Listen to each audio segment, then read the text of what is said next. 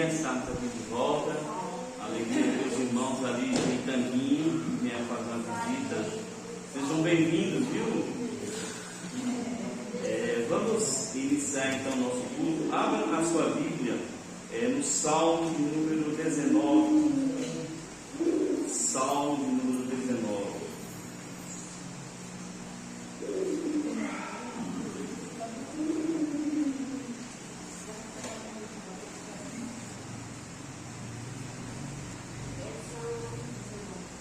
Vamos ler alguns versículos desse salmo. Vamos colocar de pé para essa leitura. Vamos ler apenas alguns versículos como inspiração para termos esse momento de adoração. Diz assim: os céus declaram a glória de Deus, o firmamento proclama a obra das suas mãos.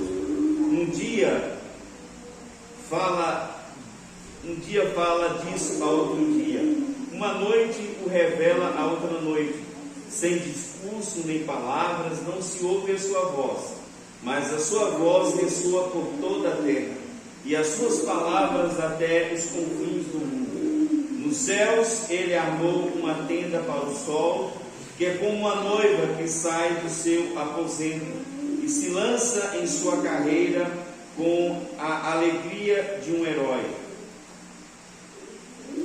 Sai de uma extremidade dos céus e faz o seu trajeto até a outra. Nada escapa ao seu calor. Até esse versículo. Essa semana de nós orarmos e cantarmos, eu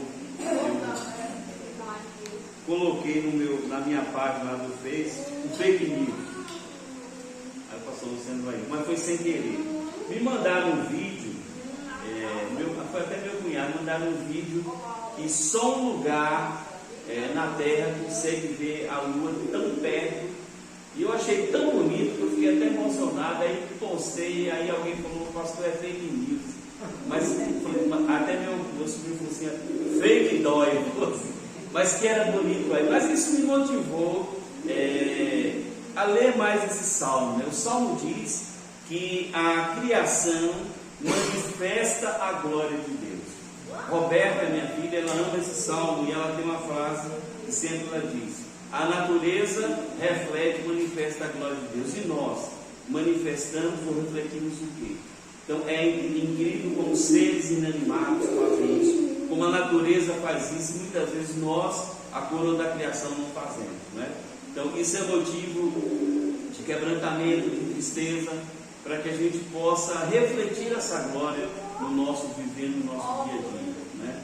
E eu creio que esta é uma forma maravilhosa de nós pregarmos o Evangelho, que é vivendo esse Deus que nós dizemos ter, né? Então nós vamos ter uma palavra de oração, vamos pedir que Deus nos abençoe e que essa noite seja uma noite de festa, que o nome do Senhor seja glorificado nesse lugar, amém? Eu vou pedir para o nosso irmão Robson fazer essa oração. Soberano Deus, eterno Pai, Pai, nessa noite da presença, queremos primeiramente glorificar o teu nome. Senhor, fosse o Senhor em nossas vidas, para que seremos. Por isso, vindo na tua casa nessa noite, agradecer ao Senhor por essa chuva, Pai, que derramou sobre essa terra seca, sobre essa chuva que vai derramar em nossos corações. O Senhor venha falar conosco nessa noite, no louvor, na palavra. Você está abençoando cada vida, Pai, que vem aqui em tua casa, no dia para vós. Que o Senhor continue reinando, Pai, em nossas vidas, Pai, no nosso coração, Pai, em nome de Jesus. Amém. Amém. Glória a Deus. Está adorando ao Senhor por tantos. Tu és tudo que mais quero.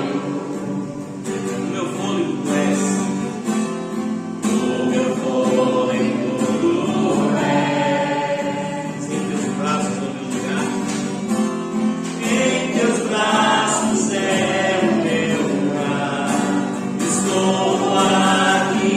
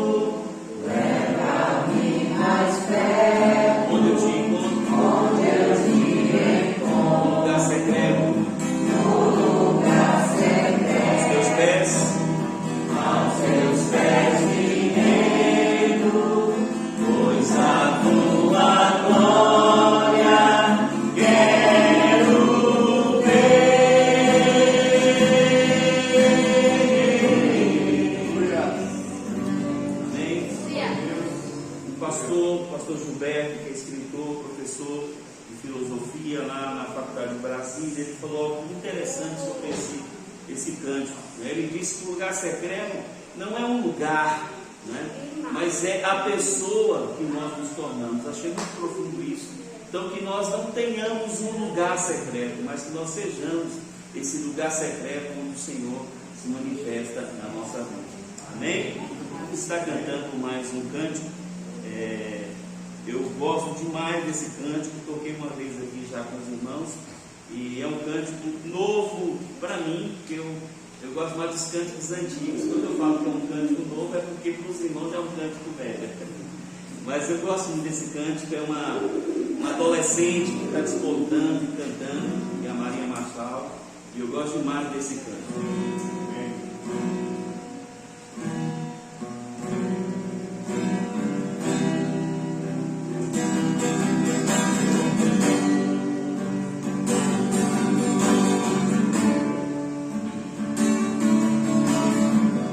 Eu sinto teu vento soprar, a tua glória se manifestar, a tua glória se manifestar. Eu posso ver o teu poder, eu posso ver o teu poder, tomando conta do lugar, tomando conta do lugar, de braços abertos.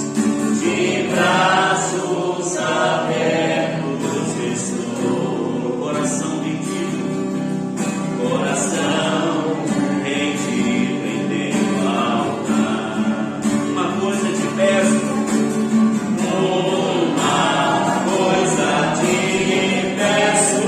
vem me transformar, vem me transformar de dentro para fora. De dentro pra fora, de dentro pra fora, transforme o meu ser.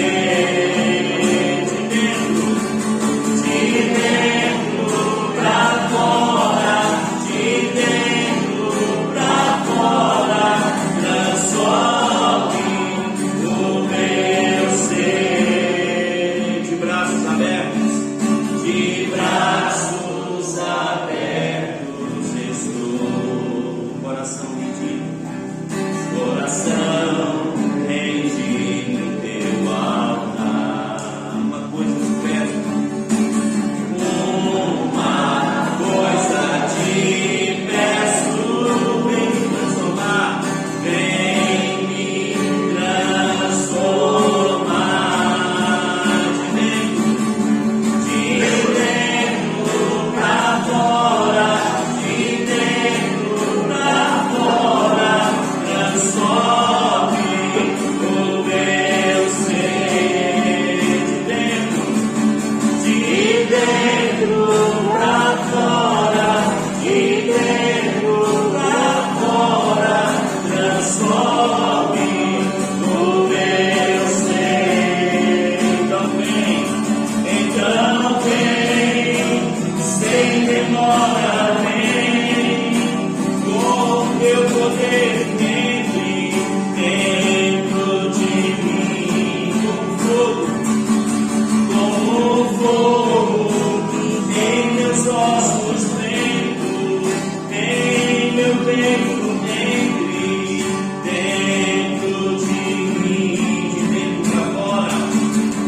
De dentro pra fora, de dentro pra fora, transforme o meu ser. Mais uma vez. De dentro pra fora, de dentro pra fora, transforme o meu ser. Glória a Deus. E você pode fazer e ter um momento agora seu de oração, onde você possa dizer para Deus: Deus, continue essa transformação na minha vida, mas que essa transformação não seja apenas externa, mas que ela comece lá de dentro, matando o meu eu, transformando, ó Deus, mudando o meu coração, a minha mente. Esteja, ó Deus, transformando, começando lá de dentro, e que essa transformação interna possa ser mostrada através de frutos dignos de arrependimento. Tenha esse momento de oração, ore pela sua vida agora. Esqueça quem está do seu lado, esqueça o outro, e agora você vai orar por você.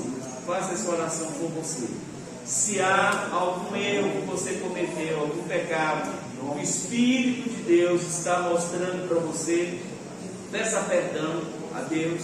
A Bíblia diz: se nós confessarmos os nossos pecados, Ele é fiel e justo para perdoar os nossos pecados e nos purificar, nos livrar de toda injustiça. Nós somos justificados em Cristo. Não somos justos, mas somos justificados em Cristo. Então peça para que nada possa servir de empecilho para esse o seu, nosso relacionamento diante de Deus. Amém.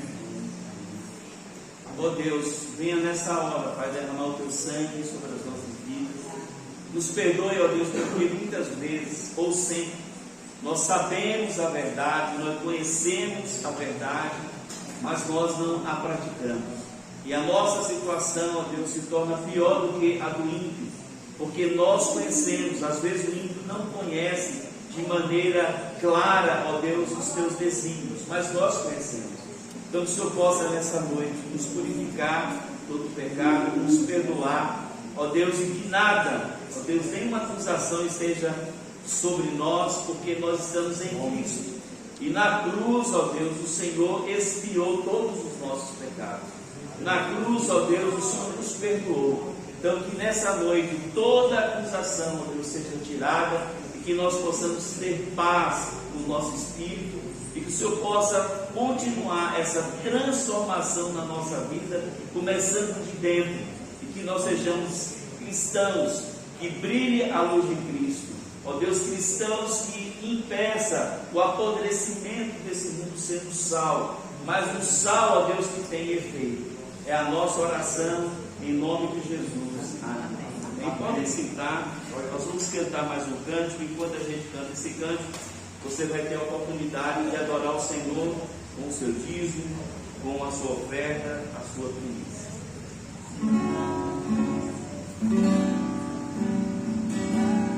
Amanheceu, nada pesquei, parecia ser apenas mais um dia como qualquer outro. Estava cansado, sem forças, desanimado, decidido a largar tudo e parar.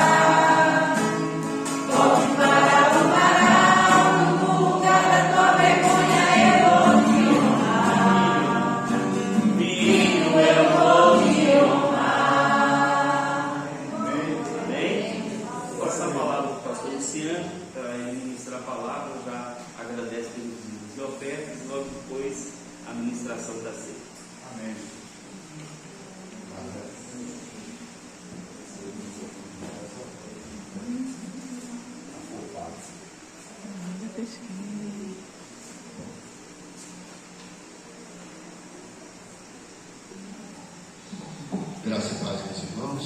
Amém. Vou usar o microfone aqui para poder poupar um pouquinho a voz. Agradeço as orações, peço desculpas aos irmãos por não ter conseguido vir celebrar a ceia há uns dias atrás. Pós-Covid, fiquei bem, comecei a trabalhar e depois a falta de ar começou a aparecer. E aí, quando fui à médica, ela passou antibiótico e corticoide e inalação, na bombinha, na realidade. E depois, 3 dias depois, a coisa agravou mais ainda. E depois que eu fiz a tomografia, deu bronquite e leves enfisemas pulmonares. Então, a respiração ficou muito difícil. Enquanto eu estava repousando, estava tudo bem. Deitado, sentado, mas qualquer movimentação, falta de ar, caía em cima. Comecei a pregar domingo passado, na escola dominical, ontem em Patos, foi em Patos também em Tanquinho e hoje aqui em Patos. Ali as 4 bombinhas, 3 ali, uma aqui no bolso, qualquer coisa, se pensar possível, bota a bombinha aqui e vamos para frente. Ontem não consegui bem na pregação, louvado seja o nome do Senhor. A mesma coisa na escola dominical, lá em Patos. Os nossos visitantes aí, o pessoal que eu não conheço, Deus abençoe a vida de vocês. Temos os visitantes também de Tanquinho, bom tê-los aqui. E vocês vão vivenciar o pessoal de Tanquinho, aquilo que toda mulher que pastor vivencia, né? Vão ouvir o sermão 2 vezes. Se for para Canarana, eu vou ouvir a terceira vez.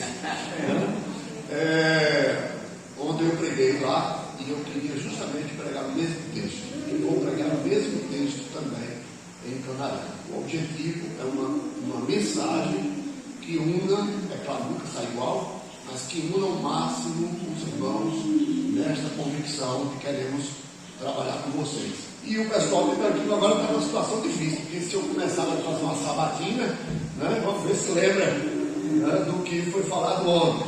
Eu gostaria que nós abríssemos a Bíblia em 2 textos. Né? Quem está aí com a Bíblia digital é mais fácil procurar um. Mas abramos a Bíblia em Isaías, capítulo 61, muito bem. Lucas 4. Muito bem, ó. Isso aí, meu irmão. Lucas, nós vamos primeiro Isaías 61. Isaías 61. Deixa marcadinho aí. E abre agora também Lucas.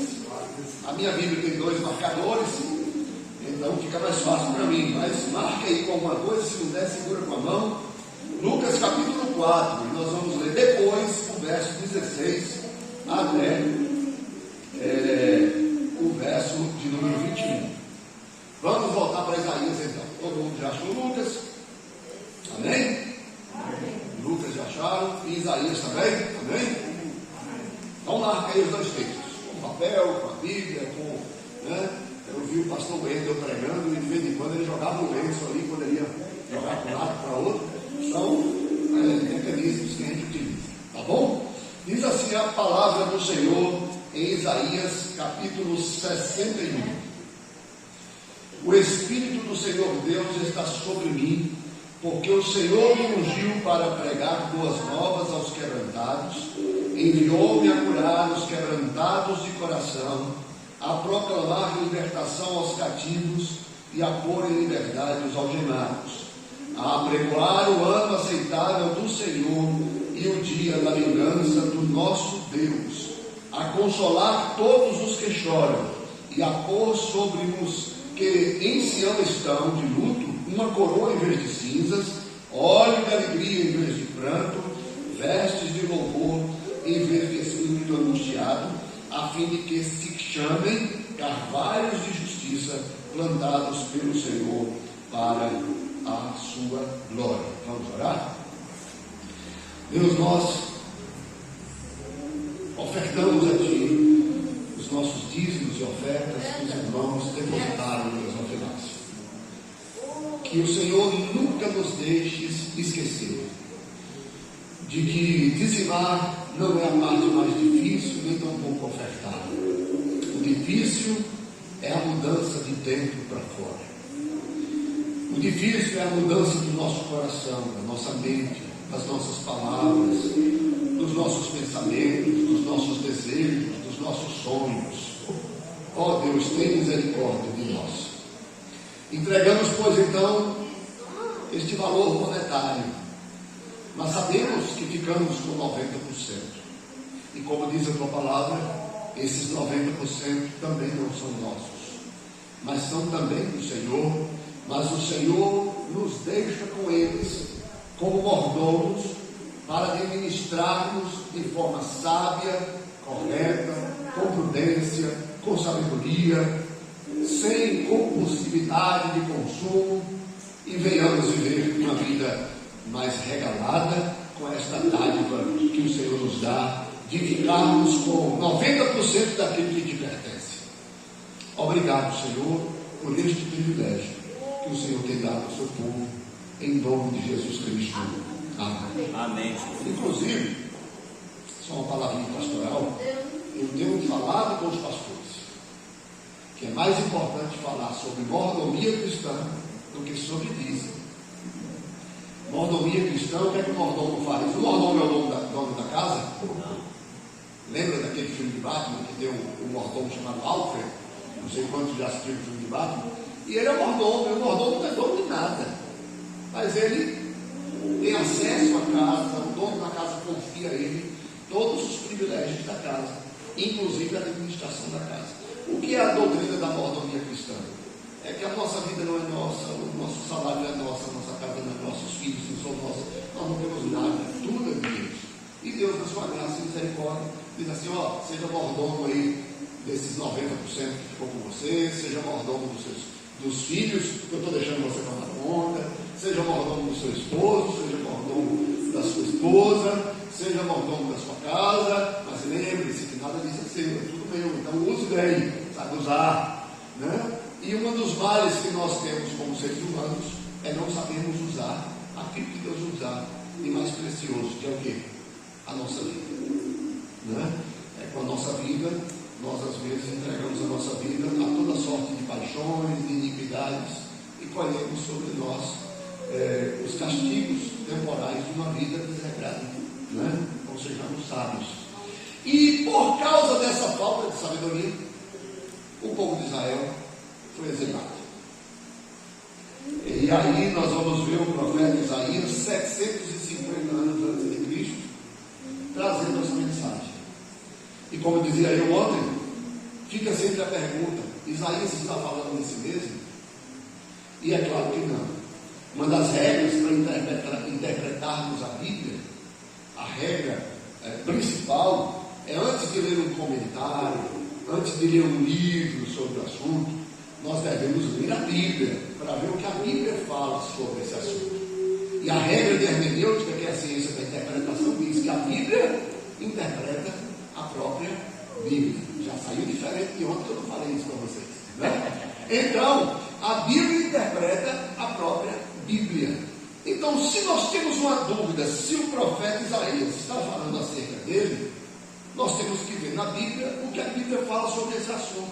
E nada melhor do que irmos agora para aquele textinho que eu pedi para os irmãos marcarem, o texto de Lucas, capítulo 4, versos 16 em diante, onde é muito interessante que, apesar do Evangelho ser de Lucas, escrito por Lucas, pesquisado por Lucas não era um apóstolo, então ele não vivenciou esse momento aqui, mas ele fez a apurada investigação, e os outros evangelhos também vão confirmar isso em Mateus capítulo 13, versos 54 a 58, e Marcos capítulo 6, versos de 1 a 4.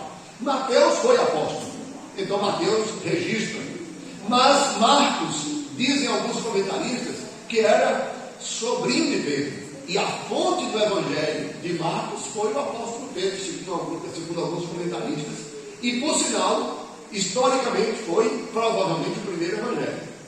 E aí nós encontramos aqui Lucas citando um texto onde Jesus, no verso 16 do capítulo 4 de Lucas, verso 16, que diz assim: indo para Nazaré, lembra? Jesus o Nazareno, porque ali morou quando criança, indo para Nazaré, onde fora criado, entrou no sábado na sinagoga, segundo o seu costume, e levantou-se para ler. Ler o quê? As Sagradas Escrituras. E as Sagradas Escrituras eram escritas em pergaminhos, né? Rolos, que um dos pedaços do rolo do profeta Isaías, né, que foi achado, é o texto bíblico mais antigo que nós temos, né, que é uma cópia, não é o original, é o rolo de Isaías, um pedaço dele que tem por volta de 7 metros. Né? Então, Jesus levanta para ler e diz o texto: então lhe deram o livro do profeta Isaías, esse mesmo que nós acabamos de ler. E diz o texto: e abrindo o livro, achou o lugar onde estava escrito. Olha, se ele achou o lugar, não é porque acidentalmente ele abriu, né? Ele procura. Então, aquele rolo que desenrola de um lado, enrola no outro, né? E ele chega na passagem que ele lê, que foi a que nós lemos: o Espírito do Senhor está sobre mim, pelo que me ungiu para evangelizar os pobres, enviou-me para proclamar libertação aos cativos e restauração da vista aos cegos, para pôr em liberdade os oprimidos e apregoar o ano aceitável do Senhor. Verso 20: tendo fechado o livro, devolveu-o ao assistente e sentou-se, e todos na sinagoga tinham os olhos fitos nele. Então Jesus passou a dizer-lhes: hoje se cumpriu a escritura que acabais de ouvir. Então, acerca de quem o profeta Isaías está falando? Ele está falando acerca de Cristo. É uma profecia feita 750 anos antes de Jesus Cristo. Jesus vem, cumpre a profecia, ou seja, esse texto que nós estamos lendo é um texto de uma profecia que já se cumpriu. E por sinal, nesta sinagoga, Jesus inicia aquilo que nós vamos tratar como nosso primeiro ponto. Daqui a pouco eu vou falar para vocês. Então aqui nós vamos ver uma profecia de 750 anos sendo cumprida, e Jesus dizendo: esta profecia se cumpre em mim.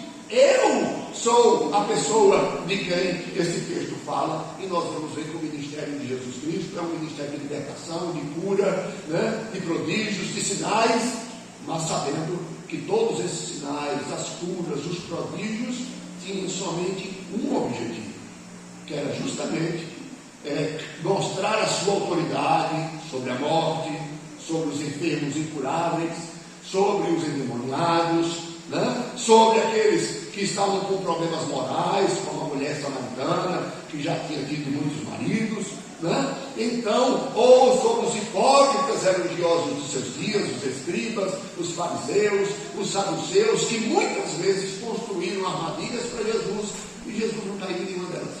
Pelo contrário, Jesus os repreendeu, às vezes até chamando eles de raça de víboras, sepulcros talhados, bonitos por fora, mas totalmente com cadáveres por dentro, ou seja, de dentro para fora. Religiosamente conseguiu exteriorizar uma coisa, mas por dentro o que havia era algo totalmente danoso, algo totalmente que não era espiritual, apesar de serem as pessoas espirituais que deveriam pastorear o povo e governar o povo de Deus. Nesse contexto, então, nós já sabemos que o texto de Isaías que nós lemos não fala de Isaías, fala do Messias. Fala que isso já se cumpriu. E aí, esse sermão que foi feito na minha primeira igreja, a primeira igreja que eu pastoreei, né, em 1994 eu fui ordenado, e eu preguei lá no Pará, né, na igreja presbiteriana de Capanema, um sermão intitulado Carvalhos de Justiça. Que onde é que eu tirei esse sermão? Esse título do próprio texto. Que o texto diz assim no finalzinho, né, a fim de que se chamem carvalhos de justiça, plantados pelo Senhor para a sua glória. Vale lembrar, como diz Calvino, que no Antigo Testamento, quando nós lemos o Antigo Testamento, quem é o povo de Deus? É o povo de Israel, é o povo da aliança. É óbvio que antes da instauração do povo de Israel existe Enoque, que andou com Deus, existe Abel, que foi morto por Caim, né? Nós vamos encontrar Noé, mas na pessoa de Abraão ali há um princípio de uma nação sendo formada. Na família de Abraão, na descendência de Abraão, que era descendente de Noé, então seriam abençoadas todas as nações, todas as famílias da terra. Ou seja, na vinda do Messias, que era da linhagem de Abraão, seriam abençoadas todas as famílias da terra. Bom, já vimos que o texto se refere ao Messias, mas como eu disse, no Antigo Testamento, quem é, segundo Calvino, a igreja de Deus? É Israel. Israel é o povo de Deus no Antigo Testamento. E quem é o povo de Deus hoje na nossa dispensação? O cristão, a igreja. Se o judeu faz parte da igreja, ele é povo de Deus. Mas se ele não nascer de novo, ele é um povo rebelde, como qualquer outro povo que precisa ser evangelizado. Mas a promessa de verdade, pelo menos quanto à restauração, ela se refere sim ao povo de Israel, porque no verso 3 diz: e após sobre os que em Sião estão de luto, uma coroa em vez de cinzas, óleo de alegria em vez de pranto, vestes de louvor em vez de espírito angustiado, a fim de que se chamem carvalhos de justiça, plantados pelo Senhor para a sua glória. Nós sabemos que o povo não ficou o tempo inteiro no Egito, depois o povo voltou, houve uma restauração, mas novamente houve um desviado. Então é claro que é muito mais do que com a nação de Israel que o texto está falando. Os carvalhos de justiça são aqueles que são libertos pelo Senhor, chamados pelo Senhor. Eu falava ontem, só tentando aqui agora novamente perguntar para ver se o pessoal estava atento mesmo, que o carvalho é uma árvore de grande porte, não é uma árvore de pequeno porte. E ele o que é marcante do carvalho é que ela é uma árvore longeva. Quantos anos, quem lembra? Pois é, por volta de 1000 anos vive um carvalho, ou seja, ele passa por muitas gerações. Falava ontem também que era muito comum o povo em Israel e em outras culturas utilizarem as árvores para ali adorar as divindades. Lembrem-se que o texto bíblico diz que Abraão, perto dos carvalhos de Mamre, ele faz um altar ao Senhor, depois que o Senhor lhe promete fazer dele uma grande nação. Isso mostra que tanto Abraão e toda a sua descendência deveriam ser monoteístas. Diante disso, nós podemos então agora para trabalhar o nosso tema. E o nosso tema é carvalhos de justiça. Em primeiro lugar, esses carvalhos de justiça precisam ser identificados, que somos nós, tanto o povo de Deus em Israel, como nós que somos convertidos. E aqui o texto não se refere só ao profeta, nem se refere a Jesus, mas diz que o Senhor plantará então esses carvalhos de justiça para a sua glória, conforme diz até o catecismo. Qual o fim principal do mundo? Glorificar a Deus e desfrutar dele, gozar dele, alegrar-se nele para sempre, que é a promessa que Jesus nos dá, que nos salvará, e desfrutaremos da sua salvação, não é por um período de tempo, é por toda a eternidade, que foi para isso que Adão e Eva foram criados, e a nossa espécie humana foi feita para isso, para desfrutar de Deus e gozar de todos os benefícios dessa comunhão. Quando Adão e Eva caíram, então o pecado veio ao mundo, e Jesus lá naquela sinagoga em Nazaré, quando ele então ler esse texto, aí vem o primeiro ponto: carvalhos de justiça na proclamação querigmática do Evangelho. Querigma é proclamação, é anúncio. Então vejam que o primeiro ponto que nós encontramos no texto de Isaías é que Deus nos salvou e tem um objetivo, e esse objetivo nosso é a proclamação do Evangelho, a boa nova que Cristo proclamou ao povo de Israel, e depois da grande comissão chegou para os seus discípulos e disse: agora vocês vão e cumpram essa grande comissão, proclamem o Evangelho, proclamem que há salvação em meu nome, há salvação em mim, há ressurreição em mim. Tudo que ele pregou, nós devemos anunciar aos homens, inclusive o sacramento da ceia, que nós estamos reunidos nesta noite. É esse o objetivo. Paulo diz lá, não é só nos fortalecer como crentes, mas anunciarmos a morte do Senhor até que ele venha. A ceia é uma pregação. Nós não sacrificamos Cristo novamente, como se crê na Igreja Católica, onde cada missa é um novo sacrifício. Não, nós não sacrificamos a Cristo, porque o seu sacrifício foi feito uma única vez, suficiente todo sempre. Na missa há um novo sacrifício. Por isso, a transubstanciação, a mudança da substância. Nós não cremos que há mudança de substância. Nós cremos que o pão continua pão, o suco de uva continua suco de uva. Vocês vão ver que hoje eu cortei de forma diferente, eu que trouxe para vocês, né? Então nós percebemos a mudança de forma, o cheiro do pão, a qualidade do pão, se o pão está seco, se está fresquinho, se o suco de uva é guardado por muito tempo, se é de boa, melhor qualidade, o cheirinho do suco de uva. Todos os nossos sentidos são trabalhados, mas tudo isso é só para meios externos, visíveis, palpáveis, onde o nosso tato tem acesso, o nosso ouvido ouve a mensagem sobre a pregação, os nossos olhos veem, o nosso olfato cheira, nós sentimos o paladar. Mas tudo isso para apontar para algo que já aconteceu no passado e que Cristo morreu por nós. E a igreja tem nos seus lábios esta mensagem.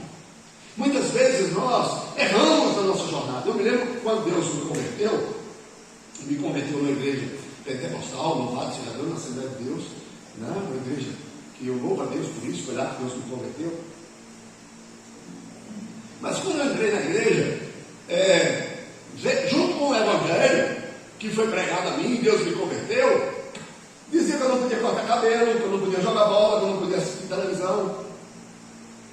Depois eu vim para o ambiente presbiteriano e dizia, o crente não pode beber nem fumar. Mas irmãos, tem muita gente que nunca fumou e não é crente. Tem muita gente que nunca bebeu e não é crente. Tem muita gente que paga suas contas, mas não é crente. Tem muita gente que é bom pai, boa mãe, mas não é crente. A mensagem do Evangelho é a mensagem do Evangelho. O que a pessoa convertida vai mudar de dentro para fora são detalhes que o Espírito Santo vai trabalhando sobre os corações das pessoas, e a palavra de Deus vai sendo clareada para nós. Mas quantas e quantas vezes o Evangelho passou a ser teologia da prosperidade, teologia da cura, onde as pessoas deixam de pregar o Evangelho para pregar cura, milagres, sinais e prodígios. Estas coisas seguirão os que creem, mas não é a mensagem do Evangelho. A mensagem do Evangelho é que Jesus salva o pecador. Lembrem-se dos 10 leprosos. Lembrem-se dos 10 leprosos. 10 homens foram curados. Só um foi salvo. Lembrem-se de Jesus visitando o tanque de Betesda, como Michel pegou lá na igreja de Lapão. Irmão, aqui. De tantos enfermos que tinha lá, Jesus curou quantos? Então a mensagem do Evangelho não é a cura, não é o milagre, não é a prosperidade, não é o sucesso no casamento, não é a boa educação de filhos. Estas coisas seguem os que creem. Mas a mensagem do Evangelho é de que Cristo salva o pecador. E esta mensagem enigmática deve estar nos lábios daqueles que são constituídos por Deus como carvalhos de justiça. Nós somos exemplos para a sociedade de que Cristo nos mudou, de que Deus transformou a nossa vida, de que há mudanças em nossas vidas, de que não somos mais os mesmos. Lembrem-se do endemoniado de Gadara. Lembrem-se, o endemoniado de Gadara, depois que Jesus o liberta dos demônios, diz o texto, acho que a bateria deve estar descarregando, viu? Deixa eu trocar aqui. O endemoniado de Gadara, ele quer seguir a Jesus. Jesus diz, vai para os teus. Vá para os seus. Vai evangelizar os seus. Vai ser a prova viva da libertação. Então, meus irmãos, da mesma forma que um carvalho dura até 1000 anos e passa por gerações e gerações e gerações, podem ver a sua copa, a sua sombra, a sua imponência. Nós fomos salvos para que o mundo veja em nós o Evangelho. Quando nós estudamos história da Igreja Presbiteriana do Brasil, ou da Assembleia, ou da Batista, quando estudamos acerca de Calvino, de Lutero, dos pais da Igreja, o objetivo é a sua vida de fé passou pelas gerações, mesmo eles tendo morrido, as suas vidas duraram séculos por causa do seu testemunho. Já estão mortos, mas o testemunho deles permanece e chega até nós. Por isso que Paulo, escrevendo sobre a ressurreição, vai falar de que os que dormem no Senhor serão os que primeiro ressuscitarão. Os que primeiro ressuscitarão e os outros serão transformados. Nós cremos em todos aqueles que morreram por causa da sua fé e fizeram com que o Evangelho chegasse até nós, a exemplo do próprio texto que nós estamos lendo. Apesar de Isaías ter sido inspirado por Deus, Isaías já morreu, e nós estamos lendo aqui o que Deus inspirou o profeta Isaías. Em segundo lugar, carvalhos de justiça na proclamação do ano aceitável do Senhor, o ano do jubileu, o ano do perdão, do Yom Kippur. O que significa isso na cultura judaica? Aqui no texto, ó.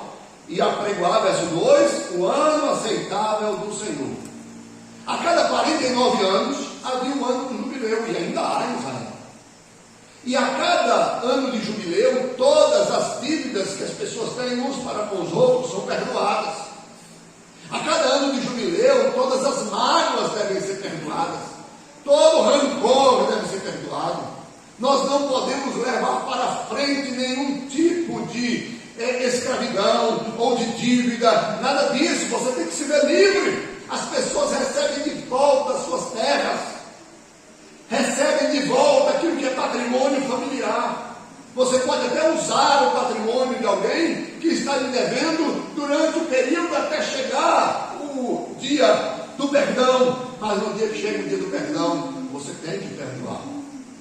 É claro que aqui está falando muito mais do que perdão de patrimônio, como nós falamos ontem. Se Tânia devesse um dinheiro à Evangelice, e aí Tânia teria que pagar, e aí Tânia não teve dinheiro, ia dizer Evangelice: olha, use minha terra por 49 anos e daqui você faz o dinheiro. Mas se mesmo assim o uso dessa terra não desse para pagar a dívida, ela diria então: olha, então escraviza a mim, meu esposo, meus filhos.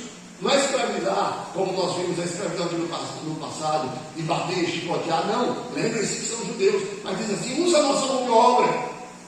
Eu vou ser quase um meeiro, eu vou trabalhar para comer, para sobreviver e para pagar a sua dívida. Mas no ano do jubileu, tudo volta novamente para a Tânia. A dívida é perdoada. Então nós, como cristãos, anunciamos essa mensagem de reconciliação. A mensagem que nós temos como igreja é essa mensagem de reconciliação, anunciando o ano aceitável do Senhor, onde nós anunciamos para o mundo. Esta é a missão da igreja: anunciamos para o mundo de que aquele que crê em Cristo terá os seus pecados perdoados.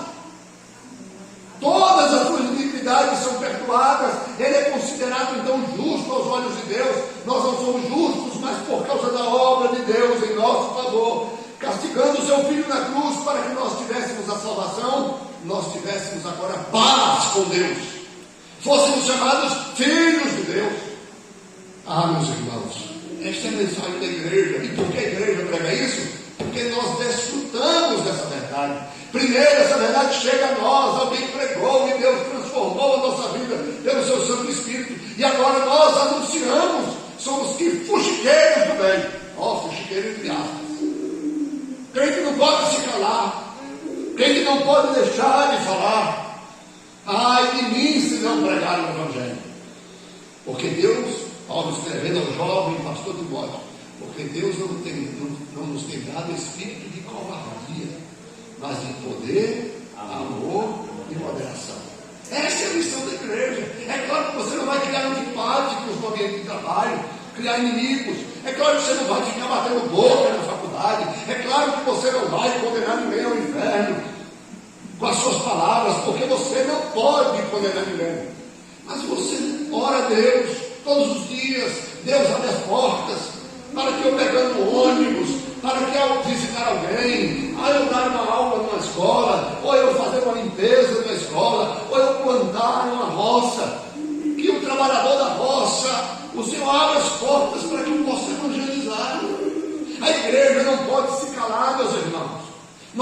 mudaremos o mundo pela política.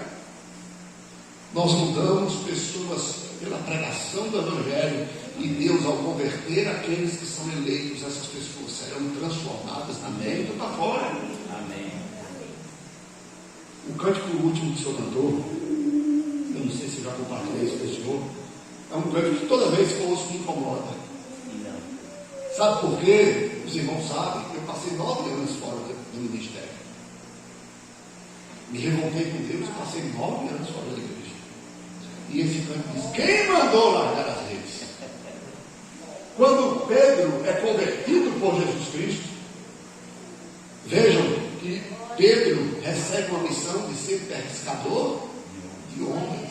É claro que lançar as redes aqui significa justamente pregarmos as boas novas, o ano do jubileu, esta mensagem de reconciliação. Eu digo: meu Deus, por que é que eu larguei as redes?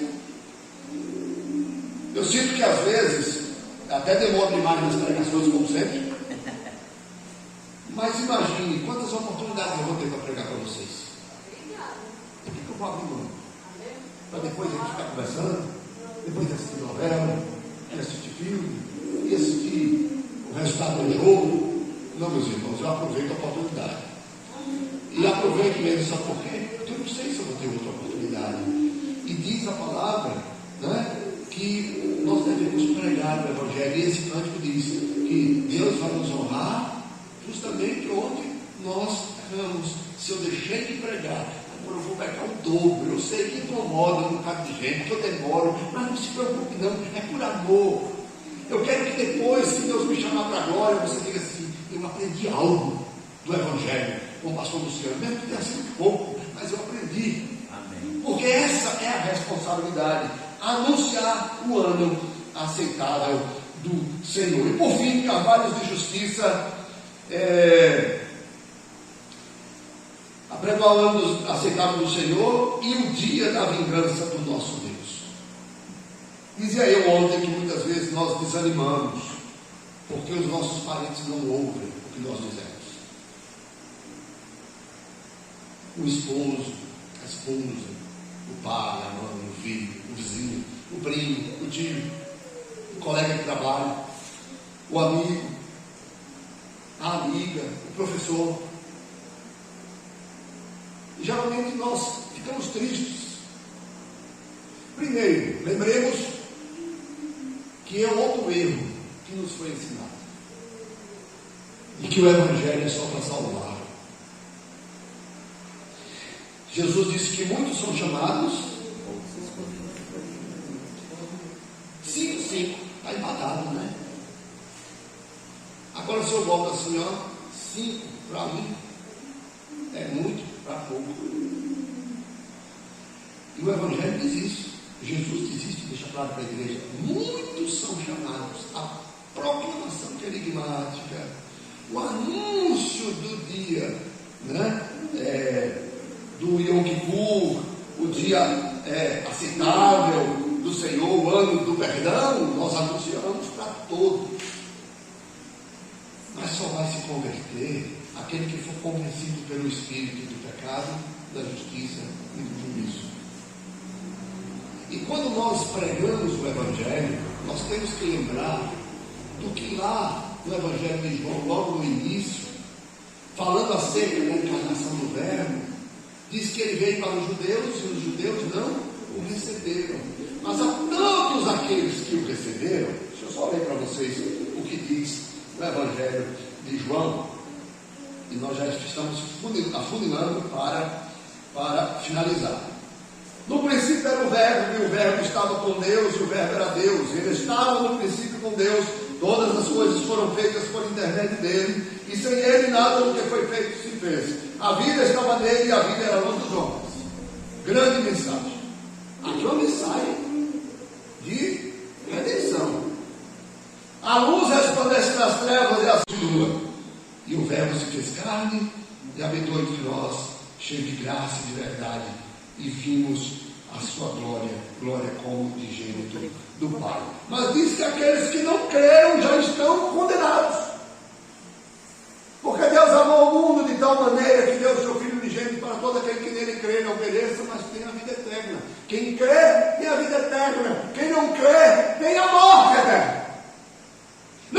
existe a terceira possibilidade. Não existe um terceiro caminho. Só existe um caminho de salvação. O outro é de perdição. Não salvo, perdido. Todo aquele que não é salvo, o que é que sobra para ele? Perdição. Quem não entrou na arca era o único meio de salvação. O que aconteceu? O que não entrou na arca? Morreu. Só que a morte física não é o pior. A segunda morte, o inferno. Então, quando nós pregamos o Evangelho, e é o que devemos pregar, e pregar, e pregar, e pregar o Evangelho, Deus vai salvando pessoas, mas aqueles que não salvam, estes, nós nem precisamos anunciar. O dia da vingança do nosso Deus está sendo anunciado quando nós anunciamos a salvação, e as pessoas rejeitam tão grande salvação. Toda rejeição implicará em autocondenação. Toda rejeição implicará em rejeitar a Cristo, a obra de Cristo, a salvação em Cristo, o que resta. Pois aqueles que estão em Cristo são nova criatura. As coisas velhas passaram e eis que tudo se fez novo. E os que não aceitaram Cristo continuam na mesma natureza de Adão e Eva, mortos em seus delitos e pecados. Dito isto, meus irmãos, eu queria conclamar vocês aqui no Pátio, que vocês entendessem isso. Não é a sua cultura, não é a sua riqueza, não é a sua experiência de vida, não é a sua idade, não é o poder que você tem. O nosso dever é proclamar o Evangelho. A obra, quem faz, é Deus. A parte que nos cabe é anunciar em tempo e afora de tempo, pedindo a Deus e se alegrando nesta grande mensagem que Deus nos deu de que Cristo nos salvaria, e nós aceitamos por graça e misericórdia essa mensagem e hoje somos considerados filhos de Deus. É nos alegrarmos naquilo que já somos e cumprirmos a missão para a qual fomos chamados: anunciar, anunciar, anunciar. Não importa se a pessoa não ouve hoje, não ouve amanhã, continuamos anunciando, e Deus, no seu tempo, conforme o seu querer, vai converter aqueles que desejam converter. Amém. Enquanto isso, anunciamos e desfrutamos e anunciamos e desfrutamos. A ceia agora é para nós desfrutarmos, mas também anunciarmos a morte do Senhor até que Ele venha. Amém. Vamos cear? Diz o texto de 1 Coríntios, que o Senhor Jesus, na noite então que celebrou a última Páscoa dele entre os judeus, ele tira da Páscoa judaica 2 elementos: o pão e o vinho. Com o pão, ele toma do pão, parte o pão e diz que este pão relembraria assim a morte sua em nosso favor. Disse ele: isto é o meu corpo que é dado por vós. De igual forma, toma ele do cálice, o cálice que apontava para o sangue do Cordeiro Pascal, que foi aspergido nas portas, nos umbrais das portas dos filhos de Israel, e diz: esse cálice é o cálice da nova aliança no meu sangue. Não existe refeição tão simples como essa, porque o Evangelho é simples. O Evangelho é simples. Cristo teve o seu corpo castigado por causa dos nossos pecados, o seu sangue foi derramado e ele veio à morte por causa dos nossos pecados, para que se cumprisse a promessa feita lá a Adão e Eva no Éden, de que Deus colocaria inimizade entre a serpente, a saber, o diabo, e o descendente da mulher. Este lhe feriria o calcanhar. Sem derramamento de sangue não há remissão de pecados. E Jesus, o Cordeiro de Deus, que tira o pecado do mundo, se entregou por nós, para que nós tivéssemos o perdão dos nossos pecados. Amém. Eu convido aqueles que estão em comunhão. Essa mesa não é da Igreja Presbiteriana do Brasil, não é da Igreja Presbiteriana de Patos. Essa mesa é do Senhor Jesus Cristo. Se você faz parte de uma igreja, você está batizado nessa igreja, tem comunhão com esta igreja, é membro comungante desta igreja, não está disciplinado, está em plena comunhão com esta igreja, nós chamamos então você a participar dessa ceia, que não é nossa, é do Senhor Jesus Cristo. Para agilizarmos, eu vou convidar aqui os irmãos que vão ceiar, fiquem em pé e convido o pastor Roberto e distribua os elementos junto comigo. Isso, Senhor, isto é o meu corpo, que é dado por vós.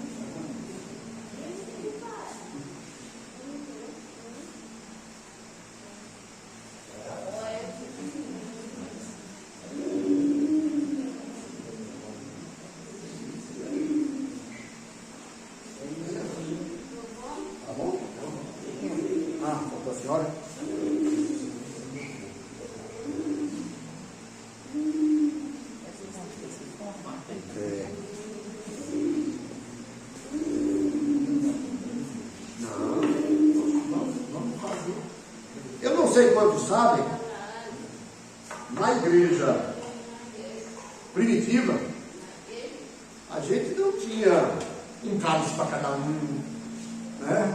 Um pãozinho para cada um. Então, faltou um cálice, né? Então, pastor Roberto, se os homens tinham até o nosso santo, ele vai então dividir esse. Disse o Senhor Jesus Cristo: isso é o meu corpo, que é dado por vós. E eu convido aos irmãos, comem dele todos.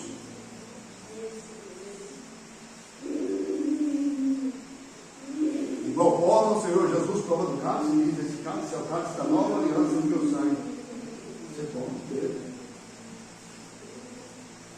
Os criados bebem por último. Os líderes da igreja são os que servem. Bendito seja o nome do Senhor. Amém? Vamos orar? Eu convido os irmãos a finalizarmos esse momento com a oração que o Senhor Jesus Cristo nos ensinou. Pai nosso que está nos céus, santificado seja o teu nome. Venha a nós o teu reino, seja feita a tua vontade, assim na terra como no céu. O pão nosso de cada dia nos dá hoje, perdoa as nossas dívidas, assim como nós perdoamos aos nossos devedores. E não nos deixes cair em tentação, mas livra-nos do mal. Pois teu é o reino, o poder e a glória para sempre. Amém. Obrigado a todos que nos visitam. Esse casal aqui, são daqui de Patos mesmo ou de passagem?